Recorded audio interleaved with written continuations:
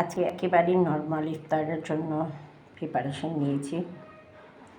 এখানে পোলাও আছে, এখানে সালাদ করেছি, এখানে চিকেন ফ্রাই আছে, এখানে পাস্তা আছে।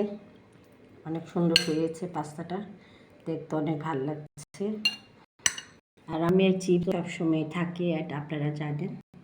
আর তরমুজটা নিয়ে এসেছি, অনেকেই দেখছি নিচ্ছে, অনেক ভালো মনে হচ্ছে।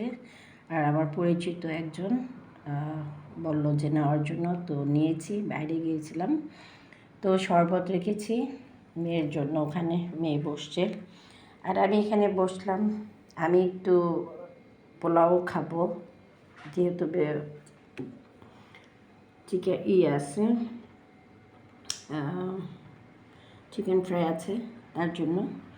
তো আমি ভাবলাম যে তরমুজটা দেখতে অনেক সুন্দর লাগছে, মনে হয় অনেক মিষ্টি হবে। মাশাআল্লাহ, আলহামদুলিল্লাহ। আপনাদের কাছে, আল্লাহর কাছে লাখ লাখ শুকরিয়া আদায় করছি যে আমরা সুন্দরভাবে ইফতার করতে পারছি। রোজাগুলো চলে যাচ্ছে, খুবই রোজাকে মিস করব, কারণ রোজা প্রত্যেকটা বছর একটা ঘুরে আসে আমাদের মাহে রমজান। এই রমজানে মানুষকে অনেক কিছু শিক্ষা দেয়, অনেক ভুল ত্রুটি তাদেরকে ধরিয়ে দেয়। আল্লাহ সবাইকে হেদায়েত করুক, আল্লাহ সবাইকে ভালো রাখুক।